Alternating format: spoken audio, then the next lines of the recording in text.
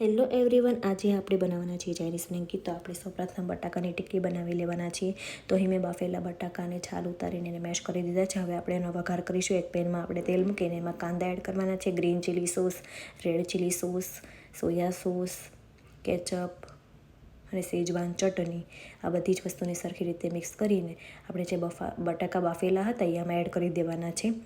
બધી જ વસ્તુને સરખી રીતે મિક્સ કરીને આપણે એમાં સ્વાદ અનુસાર નમક એડ કરીશું. હવે આપણે એક બાઉલમાં સેજવાન ચટણી અને સોસ મિક્સ કરી દેવાનો છે.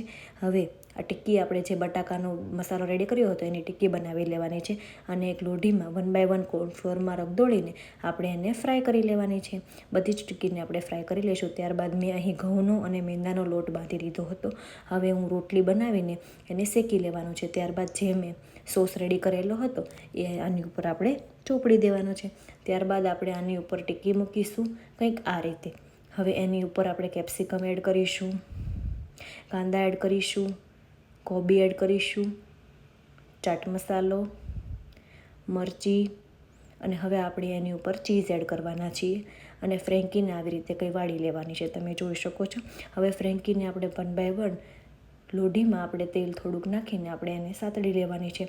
તો તૈયાર છે આપણી બહાર જેવી જ ચાઇનીઝ ફ્રેન્કી. તો તમે પણ જરૂરથી ટ્રાય કરજો. Thank you.